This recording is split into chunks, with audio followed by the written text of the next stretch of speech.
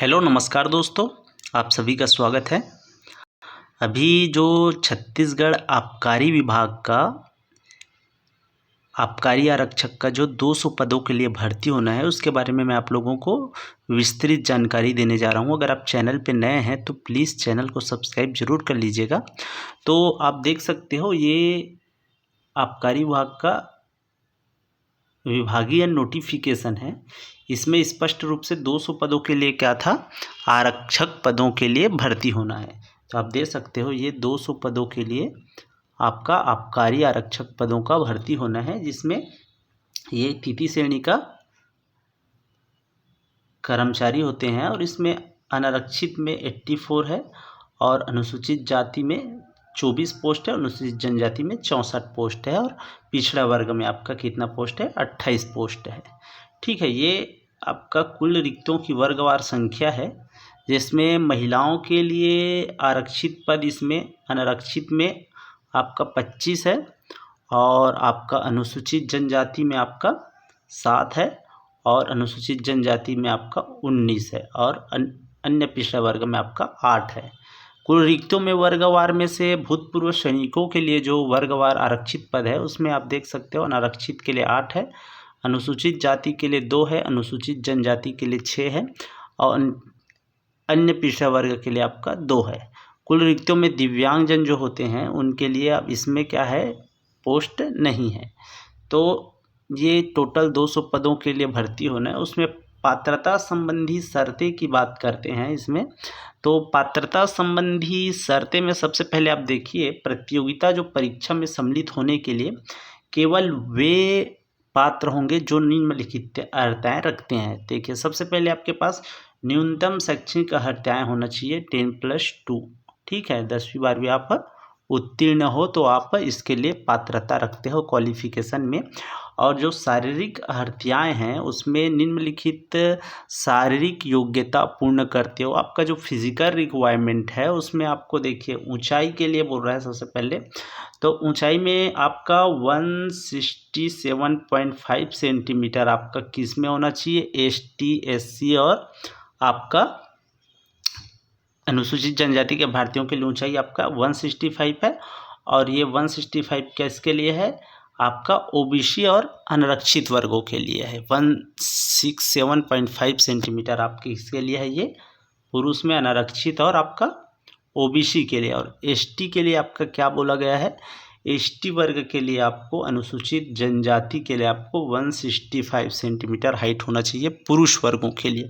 और इसी कैटेगरी में अगर महिलाओं के लिए देखी जाए तो आपका 152.4 सेंटीमीटर होना चाहिए महिलाओं के लिए। इसमें सभी महिलाएं अनारक्षित OBC ST 152.4 सेंटीमीटर होना चाहिए। और आपका चेस्ट सीना, सामान्य स्थिति में आपका जो सीना हो 181 सेंटीमीटर होना चाहिए और फुलाने पर आपका 5 सेंटीमीटर फूल के आपका क्या होना चाहिए, 86 सेंटीमीटर होना चाहिए। फिजिकल रिक्वायरमेंट है नॉर्मल आपका। अगर आगे बढ़ते हैं इसी में, अगर आयु सीमा की बात करें इसमें, तो आवेदक ने 1 जनवरी 2025 को कितना वर्ष पूर्ण कर लिया हो, न्यूनतम आपका 18 वर्ष होना चाहिए और इसमें अधिकतम आयु आपका क्या है, 30 वर्ष हो। न्यूनतम 18 और अधिकतम क्या है इसमें, 30 वर्ष हो। और क्या बोल रहा है, देखिए, स्थानीय जो निवासी हैं यहाँ के छत्तीसगढ़ के, उनके लिए कितना वर्ष है आपका, अधिकतम आयु 35 वर्ष होनी चाहिए। तो आपका 18 से 35 वर्ष आपकी आयु सीमा होगी। ये एज कैटेगरी हो गया। ठीक है, और इसी में अगर छूट की बात करें, आयु सीमा में छूट की बात करते हैं, तो अगर आपकी उम्र 35 वर्ष से अधिक है तो छूट किस आधार पर मिलेगा। देखिए, यदि अभ्यर्थी अनुसूचित जातियों, अनुसूचित जनजातियों या अन्य पिछड़े वर्गों क्रीमी लेयर का हो तो उच्चतर आयु सीमा अधिकतम 5 वर्ष तक शिथिलनीय होगी बोल रहा है। ठीक है, शिथिलनीय होगी मतलब क्या होगा, 5 वर्ष का आपको और छूट प्रदान कर दिया जाएगा। ठीक है, और छत्तीसगढ़ में सिविल सेवा महिलाओं की नियुक्ति के लिए विशेष उपबंध नियम के अंतर्गत आपको 10 वर्ष की आपकी उम्र में क्या होगा, आपको छूट प्रदान किया जाएगा। महिलाओं के लिए 10 और पुरुषों के लिए 5 वर्ष। और आगे चलते हैं, इसमें ऐसा अभ्यर्थी जो स्थायी अस्थायी शासकीय सेवक हो 38 वर्ष से अधिक आयु का नहीं होना चाहिए। देखिए ऐसे अभ्यर्थी जो स्थायी या अस्थायी शासकीय सेवक हो, समझ रहे हो, स्थायी नौकरी में या क्या होना चाहिए, संविदा में हो, तो 38 वर्ष से उसकी आयु अधिक नहीं होना चाहिए। ये इसका एज कैटेगरी है। और एक देखिए ऐसे अभ्यर्थी जो अस्थायी रूप से पद धारण कर रहा हो और 38 वर्ष से अधिक आयु का नहीं होना चाहिए। यह आकस्मिकता निधि से वेतन प्राप्त करने वाले कर्मचारियों तथा परियोजना कार्यान्वयन समितियों में कार्यरत कर्मचारियों को भी अनुज्ञा होगी, ये बोला जा रहा है। और आपका देखिए एक और ऐसा अभ्यर्थी जो छटनी किया गया है, शासकीय सेवक हो, छटनी किया गया हो, अपनी आयु में से उसके द्वारा की गई संपूर्ण अस्थायी सेवा की अधिकतम 7 वर्ष की काल अवधि से अधिक बार की गई सेवाओं का योग हो, कम से कम के लिए अनुज्ञात किया जाए, ऐसा बोला जा रहा है। ठीक है, आयु सीमा आपको समझ आ गया, एज कैटेगरी और फिजिकल रिक्वायरमेंट, दो चीज़ आपको समझ आ गया, पोस्ट आपको समझ आ गया। अब आगे अब हम लोग चलते हैं। इसमें आप देखिए ये भूतपूर्व सैनिकों के लिए भी कुछ मापदंड है, आप इसमें पढ़ लीजिएगा। ऐसा अभ्यर्थी जो भूतपूर्व सैनिक हो उसे अपनी आयु में से उसके द्वारा पूर्व में की गई समस्त प्रतिरक्षा सेवा की कालावधि कम करने के लिए अनुज्ञात किया जाएगा, परंतु इसके परिणाम से जो निकले उच्चतर आयु सीमा में 3 वर्ष से अधिक ना हो, बोल रहा है। ठीक है, अगर आगे चलते हैं हम लोग इसी में, मैं आगे आप वीडियो पे बनी रहिए। इसमें मैं आपको पूरा है जो आपका क्वेश्चन है उसका आंसर इसी में मिल जाए, आपका सिलेबस वगैरह सब इसी में आपका जानकारी मिल जाएगा। ये पूरा नियम है देखिए। और कुछ इसमें आपको देखिए इसमें क्या बोला जा रहा है, उक्त शासन प्रशासन में ये नियम एज कैटेगरी के लिए था।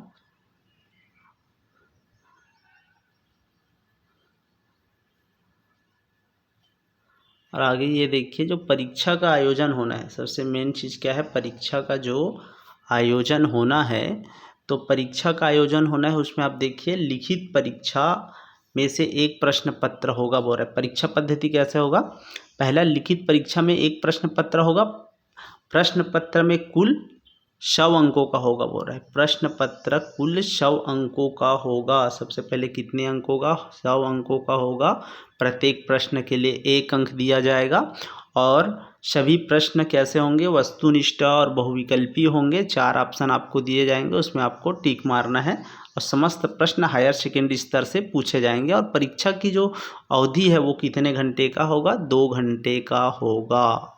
ठीक है, और मूल्यांकन देखिए इसमें सबसे पहले चीज़ इसको ध्यान दीजिए, जो मूल्यांकन पद्धति होगा वो कैसे होगा। आप देखिए मूल्यांकन पद्धति में आप सबसे पहले देखिए प्रत्येक प्रश्न के 4 संभावित उत्तर दिए गए होंगे, समझ रहे हो, उनमें से एक उत्तर सही तथा 3 उत्तर गलत होंगे।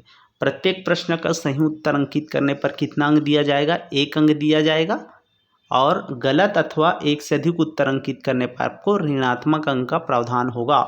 गलत उत्तर होने पर 1/4 अंक काटा जाएगा। परीक्षार्थी द्वारा जिन अभ्यर्थियों को उत्तर अंकित नहीं किए जाएंगे उनके लिए 0 अंक प्रदान किए जाएंगे। मतलब इसमें क्या रहेगा, स्पष्ट शब्दों में 1/4 का माइनस मार्किंग होगा। इसको देखिएगा, अगर आप 20 गलत आंसर दिए तो 1/4 आपका माइनस मार्किंग होगा। इस चीज़ को आप ध्यान देना। सरल शब्दों में अगर आप 4 क्वेश्चन गलत करते हो तो 1 नंबर आपका माइनस होगा।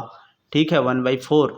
तो अगर आगे आप बात करो ये माइनस मार्किंग और जो आपका जो होना है पेपर कितने अंकों का, आपको स्पष्ट हो गया होगा। एक बार मैं पुनः आपको दर्शा देता हूँ। 100 नंबरों का पेपर होगा, प्रत्येक नंबर के लिए, प्रत्येक क्वेश्चन के लिए 1 नंबर होगा, समझ आ गया। उसमें माइनस मार्किंग 1/4 का माइनस मार्किंग रहेगा।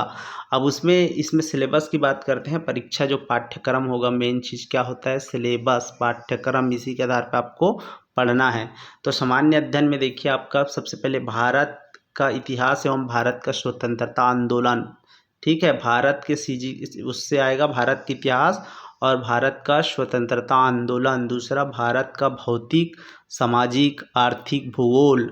तीसरा आपका भारत का संविधान एवं राज्य व्यवस्था। और चौथा में भारत का अर्थव्यवस्था, ये भारत का अर्थव्यवस्था। पांचवा आपका सामान्य विज्ञान एवं प्रौद्योगिकी। छठवा भारतीय दर्शन कला।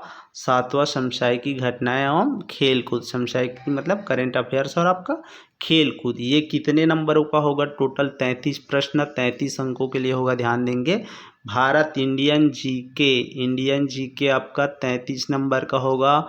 अब आगे चलते हैं, छत्तीसगढ़ का सामान्य ज्ञान। छत्तीसगढ़ का सामान्य ज्ञान में आपका छत्तीसगढ़ का इतिहास, छत्तीसगढ़ का स्वतंत्रता आंदोलन और उसमें उसका योगदान, क्रांतिकारियों का योगदान, ये फर्स्ट। छत्तीसगढ़ का भूगोल, जलवायु, जनगणना, पुरातात्विक एवं पर्यटन केंद्र। छत्तीसगढ़ की कला, छत्तीसगढ़ की जनजाति, छत्तीसगढ़ की अर्थव्यवस्था, छत्तीसगढ़ का प्रशासनिक ढांचा और पंचायती राज, और छत्तीसगढ़ की समसामयिकी घटनाएं, करेंट अफेयर्स। ये आपका कितने नंबर का होगा? 33 नंबर का होगा, ठीक है। 33 नंबर का होगा इसमें, तो आपका दो भारत जी के और सीजी जी के 33 हो गया, ठीक है। अब आप आइए यहाँ पे, प्रारंभिक अंक गणित होगा बोल रहा है, 7 अंक का होगा आपका अंक जो गणित होता है, अंक गणित देखिएगा। और आपका सामान्य हिंदी आपका कितना अंकों का होगा? 7 अंकों का होगा, ठीक है। और आगे और चलते हैं, जो छत्तीसगढ़ी बोली का ज्ञान होता है तो उससे आपको 7 प्रश्न 7 अंकों का पूछा जाएगा छत्तीसगढ़ी बोली से। और तार्किक एवं बौद्धिक रीजनिंग आपका 7 नंबरों का 7 प्रश्न होगा। और अंग्रेजी से भी आपका प्रश्न पूछे जाएंगे, और अंग्रेजी से आपका 6 अंक का 6 प्रश्न पूछे जाएंगे। इस प्रकार से आपका टोटल कितने अंकों का पेपर होना है? पुनः मैं बता देता हूँ, 100 अंकों का पेपर होगा। और मैं आपको सिलेबस पूरा बता दिया, इंडियन जीके और सीजी जीके, और आपका ये अंकगणित, हिंदी, अंग्रेजी, छत्तीसगढ़ी बोली, रीजनिंग, ये आपको मेरे टेलीग्राम चैनल के उस चैनल पे मिल जाएगा। इसका PDF सिलेबस के अकॉर्डिंग ही आपको तैयारी करना है, तभी आप परीक्षा में क्या कर सकते हो? सफलता प्राप्त कर सकते हो।